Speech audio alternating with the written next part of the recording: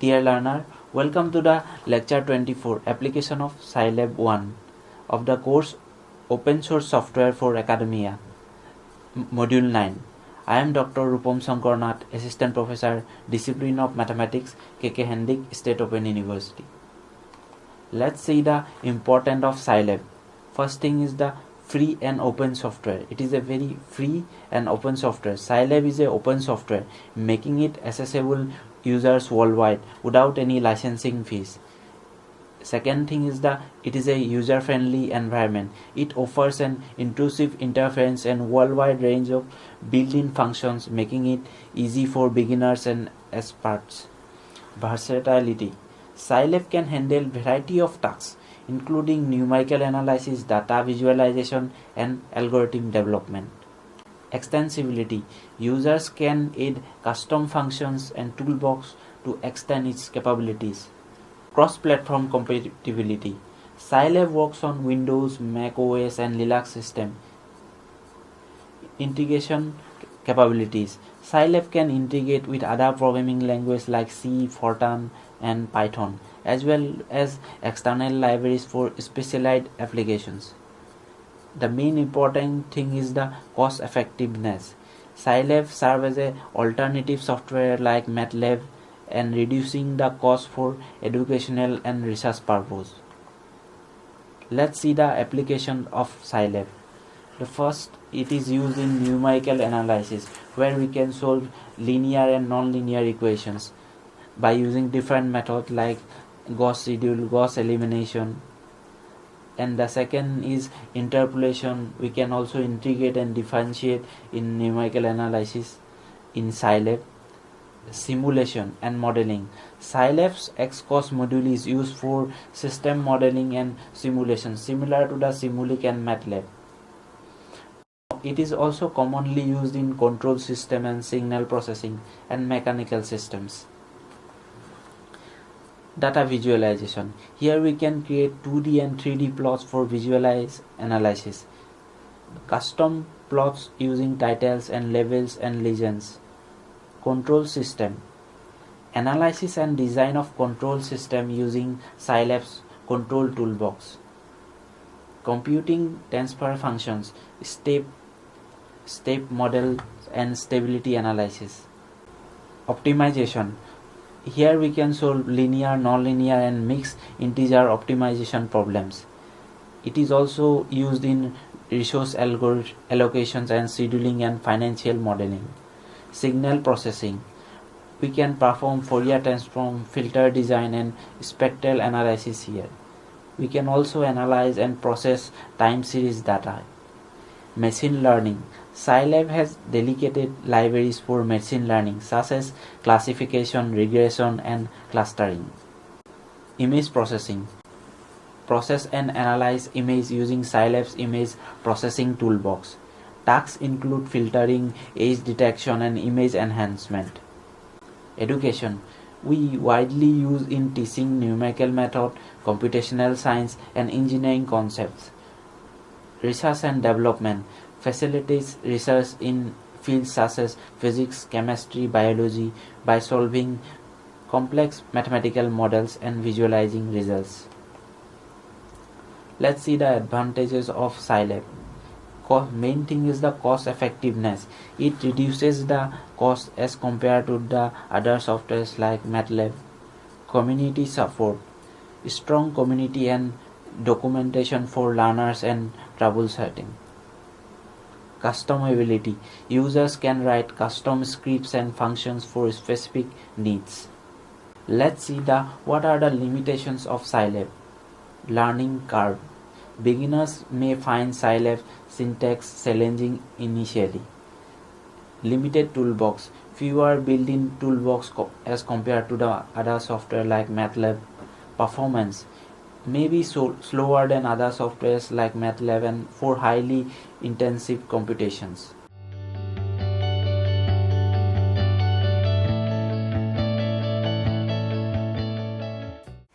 Introduction to the linear algebra. Linear algebra is a fundamental area in mathematics and its applications span across engineering, physics, computer science, and many more.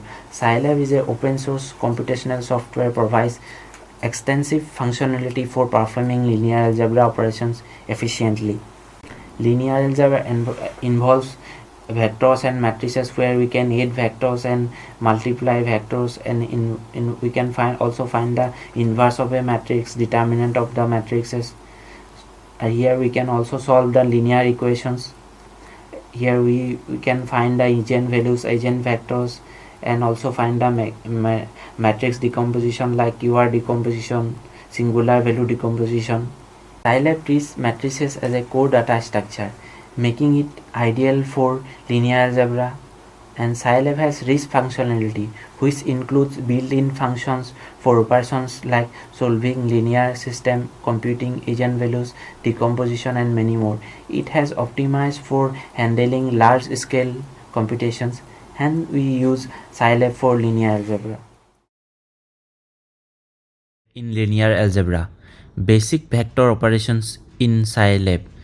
In Scilab, we can create some vectors like row vectors and column vectors, and we can, by using the linspace, we can create a vector with evenly spaced elements between two limits, and also using this operator we can also create some vectors with regularly spaced values.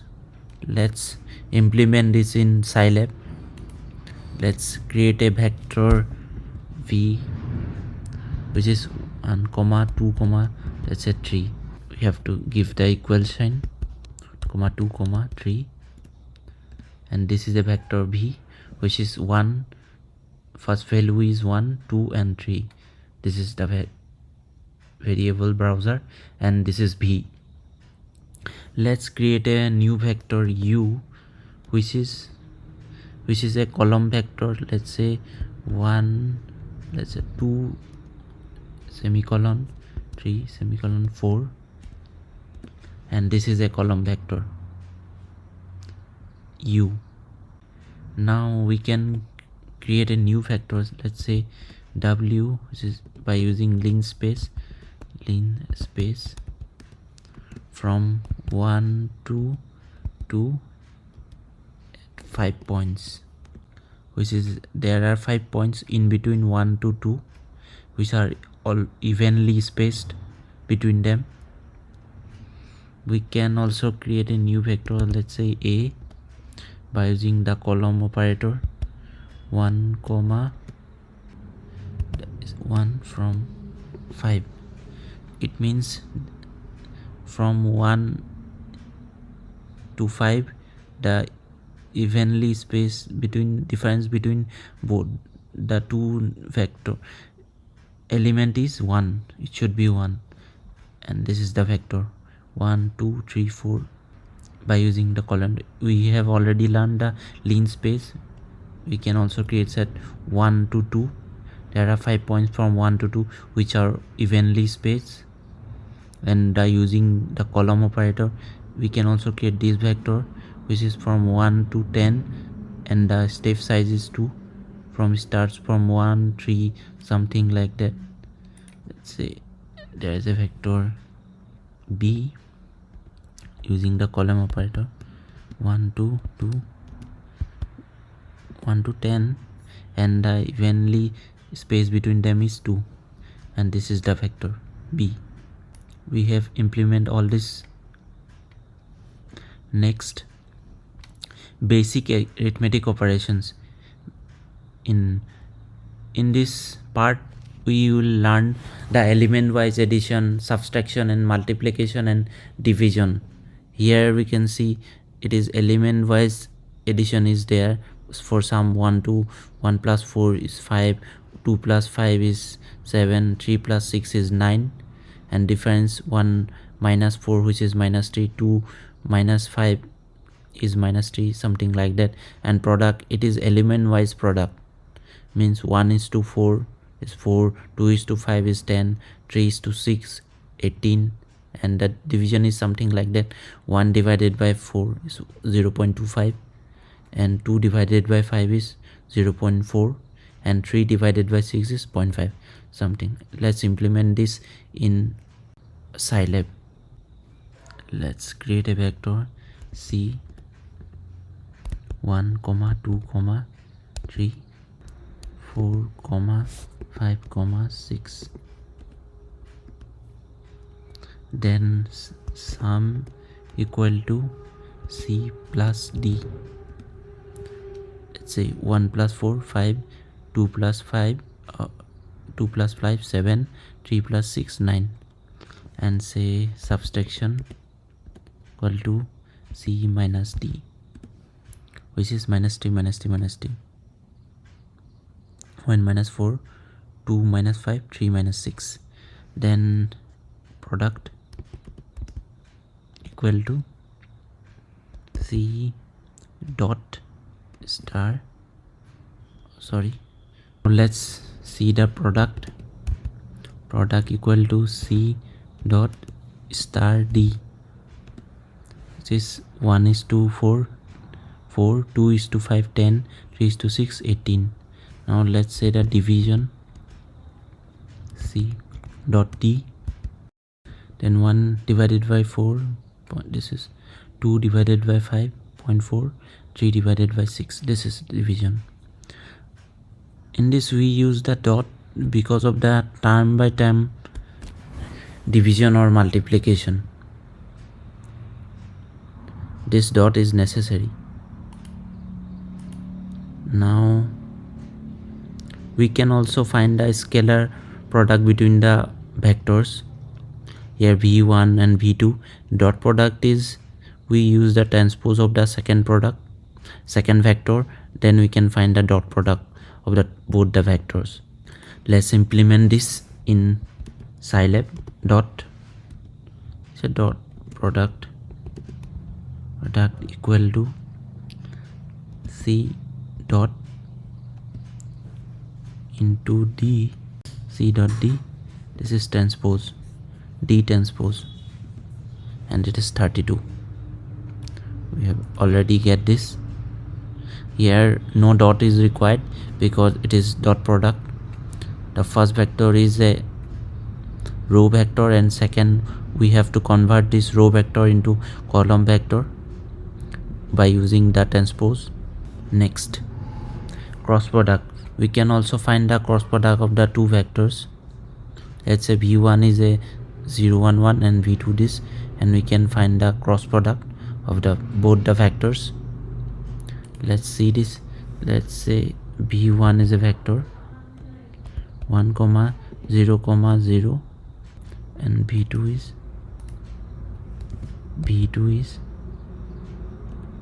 0 comma 1 comma 0. Then cross product equal to row double s cross b1 comma b2, and this is the cross product, and this is the result. This is the cross product of both the vectors is also a vector, so this is I cap coefficient is 0, j cap coefficient is 0, and k cap coefficient is 1. We can also find the norm of a vector. Let's clear this. Let's say vector is 3 comma 4. This is a vector. We can find the norm of the vector by using norm. Let's say norm b, which is 5, means root over 3 square plus 4 square, which is under root 9 plus 16, which is under root 25, and the answer is 5. Next, we can assessing and modifying vector elements. Assessing elements using indexing. We can call SSA any vector, any element of the vector. Let's say there is a vector v which is 10 20 30 40 50. We want to assess element 2, element, let's say v2 element is 20 and it shows 20. We can also assess the fifth element, let's say 50. Now we can see modifying the elements. We can also modify the elements. Here it changes the second element to 25. Let's try this in Scilab.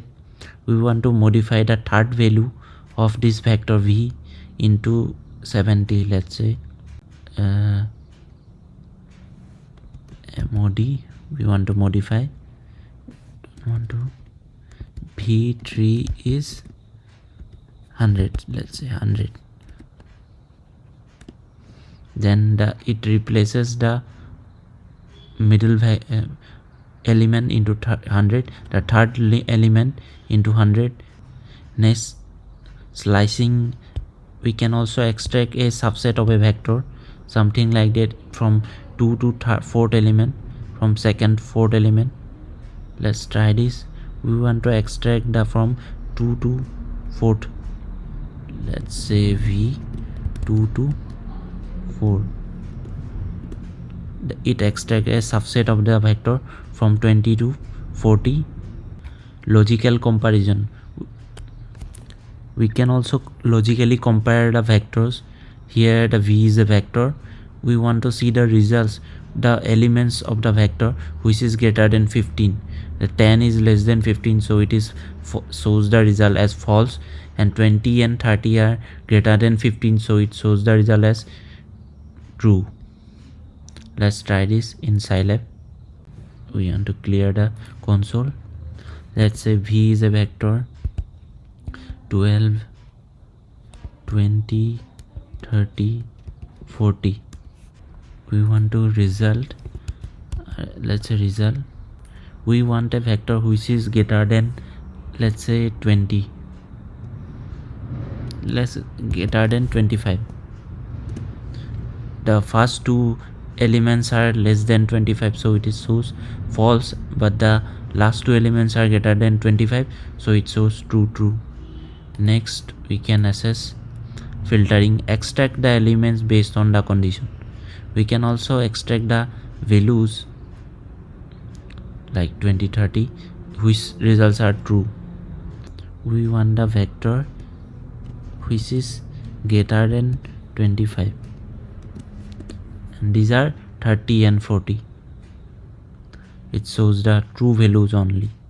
Also we can see new result, NURES, let's say v which is greater than 15, then 20 is also greater than 15, so there are 3 values. These are some basics of logical vectors, vector operations in Scilab. Special functions for vectors, we can also sum the elements of the vector and product the elements of the vector.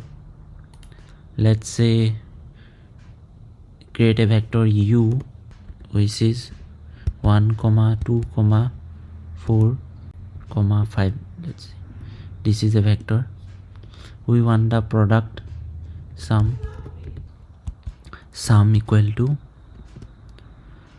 sum of u which is 12. That means 1 plus 2 plus 4 plus 5 means 1 plus 2 3 4 7 plus 5 12.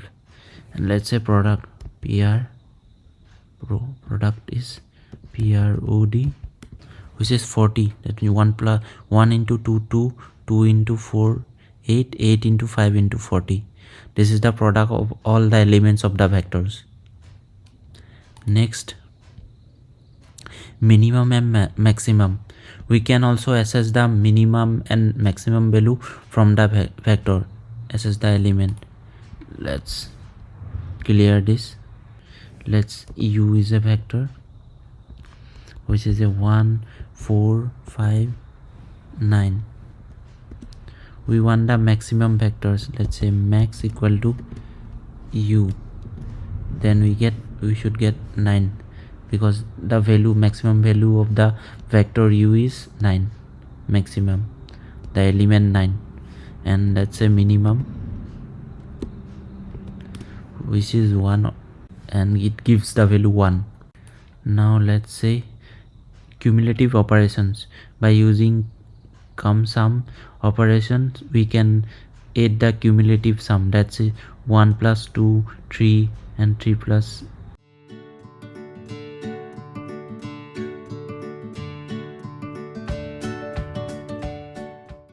That's 1 plus 4 is 5, 5 plus 5 is 10, 10 plus 9 is 19. This is the cumulative sum of the vector. Next, there is the MCQ. Which of the following operations can Scilab perform on vectors? Dot product, cross product, norm calculation, and all of the above. We have already learned that we can find dot product, cross product, and norm calculations. All these 3 operations we can done on Scilab on vectors. Therefore, the option D is correct, all of the above. Basic metric operations in Scilab.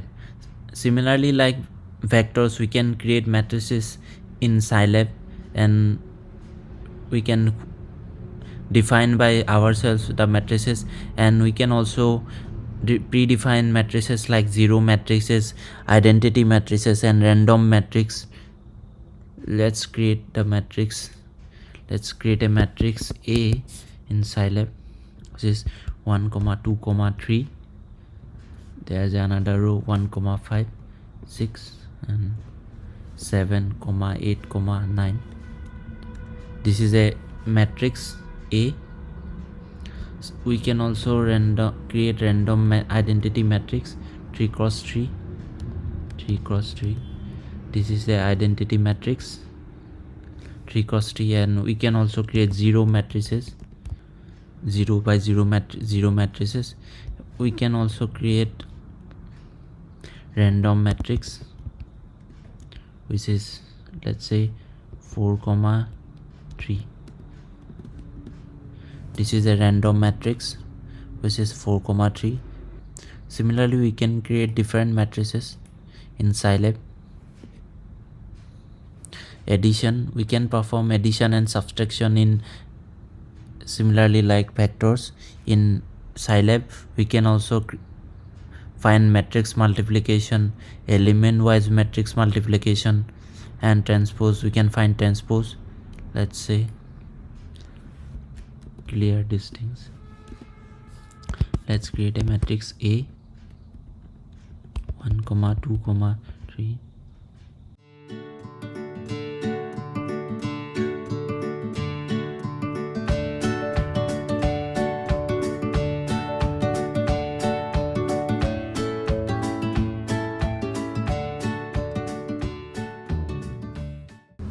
This is a matrix B, and sum A plus B. We can add both the matrices 1 plus 3, 4, something like that. We can also perform matrix multiplication 1 into 2. This is a matrix multiplication, and we can also perform element wise matrix multiplication by using the dot into B. This is the element wise matrix multiplication 1 into 3, 2 into 4, something like that. We can also transpose the matrices. Let's say transpose A dot, then we get the transpose matrix of A. We can find the determinant of the matrix. We can also find the inverse of the matrix if the determinant is not equal to 0. We can also find the trace of the matrices, which is the sum of the diagonal entries. We can find the rank of the matrix, inverse of a matrix if determinant. Clear this. Let's say A is a matrix. This is the A matrix. We can find the determinant of A, which is 0. Then we cannot find the inverse because determinant is already 0. We can define a matrix which determinant is not 0. Let's say this is a new A matrix. Let's find the determinant of the matrix, which is 2. Then we can find the inverse of the matrix, and this is the inverse of the matrix A. We can also find trace of the matrix, trace of the matrix, which is the sum of the diagonal entries. Let's say A matrix 1, 2, 3, trace, which is 15. 1 plus 5 plus 9, which is 15. This is correct. Next, we can find the rank of the matrix. Rank, which is 2. Since determinant of A is not equal to, it is equal to 0, this matrix rank is not 3. Next, we can square the matrix, each element of the matrix. We can square the matrix. We can also find square the each element of the matrix, which is 1 square, 2 square, 3 square, something like that. We can create 1 matrices also by using the 1 matrix. Let's say 1s 3, 4. This is a 1 by 1 matrix, 3, 4, 3 into 4. We can also find the size of the matrix. Let's say size equal to, we have to define the values. 1s 3, 4. Then size is row is 3, 1, 2, 3 row, and 4 columns are there. Calling an element of a matrix, we can call any element of the matrix, and this is a matrix B, and we can call the row 2 and third element, that is 6. Row 1 third element, row 1 third element is 3. Let's try this.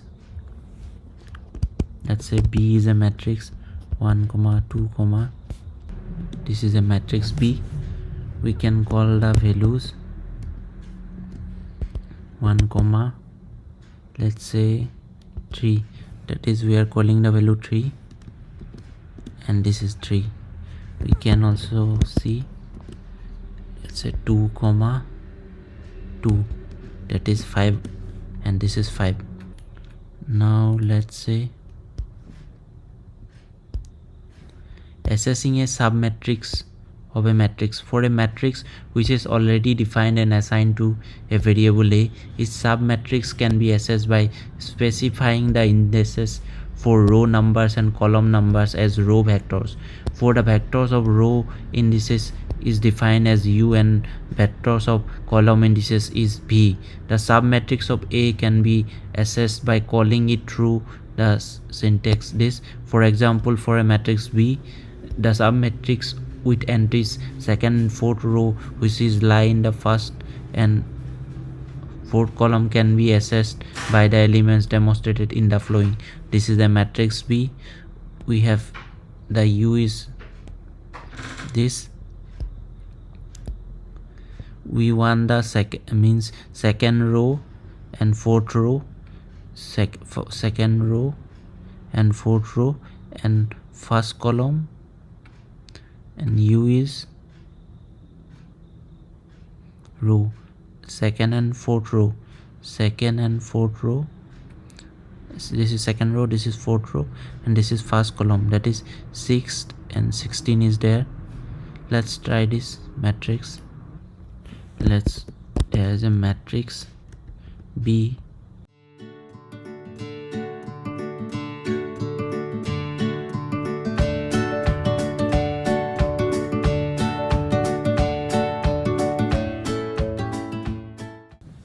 We only want row 2 and 3. This is 2 and 3, like that. And we want V 1 and 2 only, first column and second. Say 1, 2. Then access the matrix B U, V. That is 4, 5, 7, 8.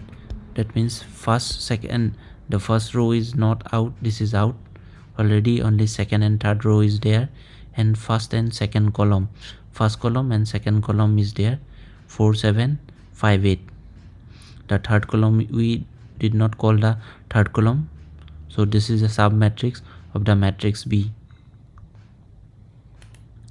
We can extract some sub matrix similarly like that.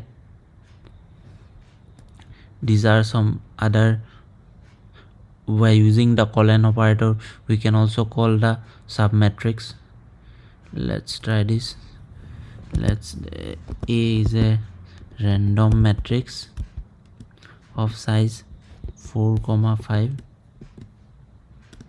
This is a random matrix. We can call rows. Let's call A matrix, whose first row we want the first row and the second row, and we want third column to fourth column. This is the value first and second row. That means these values are already in, these values are there. Now we want third and fourth, these values are there, 3, 0. This is the answer. These two values and these two values are there. We can access a sub matrix by using a column operator similarly like that. Linear equations in Scilab. This is the general form of linear system Ax equal to B, where A is the coefficient matrix and X is the unknown vector and B is the right hand side vector. Direct method, we can use the backslash to solve the matrix system. Let's say A is a matrix which is 2, 2, minus 1, minus 4, 3. This is a matrix A. Matrix B is 1, 2. Then we have to find the value of X. X equal to A backslash B, and this is the solution. We can also find this solution by using the inverse of the matrix A with B. Let's say this is the result. Let's say result, this is inverse of A into matrix B. This is the same solution we get by using the backslash method. That means both the results are correct. We can similarly find the solution of the linear equations in Scilab. We can also find the eigenvalues and eigenvectors of the matrix by using this function SPES. Let's try this.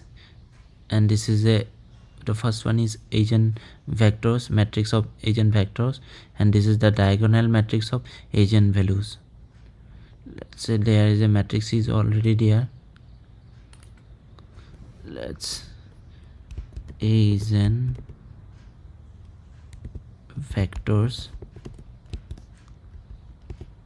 and eigenvalues. SPEC A, and this is the eigenvectors are there, and this is the eigenvalues in diagonal form. This is one eigenvalue and this is the other eigenvalue. And we can also find the LU decomposition of the matrix, which is the L is the lower triangular matrix, use the upper triangular matrix. Let's try this. let's create a random matrix A which is 4 cross 4 size. We want the LU decomposition. L is the lower triangular matrix and U is the upper triangular matrix.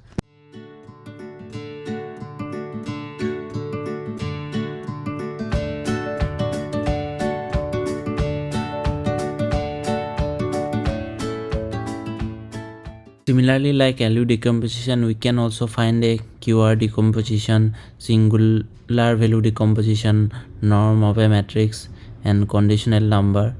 Let's try this, where Q is orthogonal and R is upper triangular. Let's create a matrix A, random matrix 3 4 4. We can get the norm of the matrix A. We can also find the condition number of the matrix A. We can also find the QR decomposition Q R equal to QR of A. Q is a orthogonal matrix, R is a upper triangular matrix. This is the A matrix. Then we can also find the singular value decomposition. These are USB matrices. By using these codes we can find these values also. MCQ 3. What does the command inverse A compute in Scilab? Determinant of the matrix, inverse of the matrix, eigenvalues of the matrix, trace of the matrix. We have already learned that inverse A means inverse of the matrix. Next, MCQ 4. Which function is used to compute the eigenvalues and eigenvectors in Scilab? LU, this. We have already learned that LU is used for LU decomposition, QR is used for QR decomposition, and SVD used for singular value decomposition, and this function is used for find the eigenvalues and eigenvectors. Let's see the summary of this lecture. This lecture comprehensively explores Scilab, an open learning programming software which is designed for numerical computations, highlighting its versatility, cost effectiveness, and wide range of application in academic fields, in research and industries.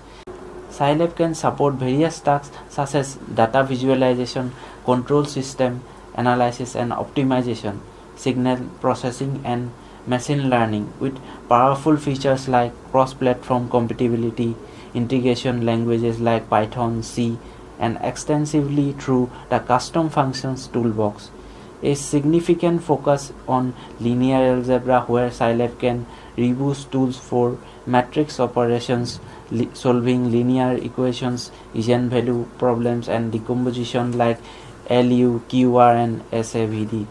Its XCOS module enables system modeling and simulations as compared to the MATLAB Simulink. Despite its deep learning and curve, fewer toolbox other than softwares like MATLAB, Scilab is an open source software. Nature, rich functionality, and active community make it very useful for solving complex mathematical problems during education and advancing research and development across various disciplines.